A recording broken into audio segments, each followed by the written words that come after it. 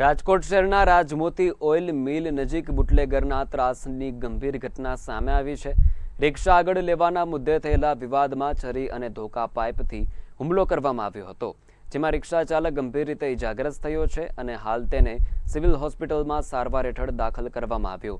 ઇજાગ્રસ્તના માથાના ભાગે ટાંકા આવ્યા છે તેમજ પગ અને શરીરના અન્ય ભાગોમાં પણ માર પડ્યો છે।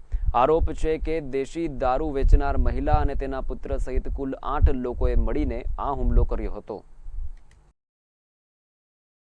ઘટના રાજમોતી મિલ પાસે બની છે ને મારા હસબન્ડનું નામ મોસીન શાહ સામદાર છે।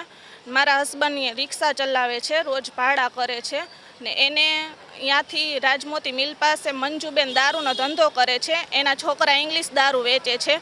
એ લોકોએ મારા હસબન્ડ ઉપર છરી વડે ને પાઇપ વડે હુમલો કરેલ છે ને એ લોકો એમ કહે છે કે અમે પોલીસમાં હપ્તા ભરી છીએ, પોલીસ અમારું કાંઈ બગાડી ન હગે ને એવી રીતે અમને ધમકી આપે છે ને એ લોકો એમ કહે છે કે જાનથી મારી નાખત જો ત્યાં બીજા લોકો છોડાવવા ન આવ્યા હોત ને તો। એમાં એ લોકો એમ કીધું રિક્ષા આગળ લઈ લે, મારા હસબન્ડે આગળ લઈ લીધી, તે છતાં એ લોકોએ ગાડીમાંથી છરી ધોકા ને કાઢીને માથામાં મારી દીધો ને હાથ પગમાં પાઇપ લોખંડના મારી દીધા છે। એનું નામ નયન છે, કે એનો ભાઈ ચિરાગ હતો, એની સાથે બીજા 2 જણા હતા, એના મમ્મી મંજુબેન દારૂ વેચે છે એ હતા ને એની સાથે બીજી 3 બાઈઓ હતી, ટોટલ 8 જણા હતા। એ ચિરાગના ભાઈબંધ હતા નયનના ને 2-3, એ લોકો ટોટલ 8 જણા હતા ને એમ કહે છે અહીંયા મારો ઇલાકો હોય, અહીંયા હું ધંધો તો કરવા જ નહીં દઉં તમને। મારા હસબન્ડને માથામાં 3 જગ્યાએ છરી લાગેલી છે, હાથમાં ધોકા, પગમાં ધોકા, કાન આગળ ધોકો લાગેલો છે ને એને 6-7 ટાંકા આવેલા છે, માથામાં 2 જગ્યાએ 5 ટાંકા આવેલા છે, 1 જગ્યાએ 3 ટાંકા આવેલા છે ને આ લોકોએ 4-5 જગ્યાએ છરી વડે ને પાઇપ વડે હુમલો કરેલો છે। મારી માંગ એ જ છે કે હું ભાડે મકાનમાં રહું છું ને મારા હસબન્ડ મજૂરી કરે છે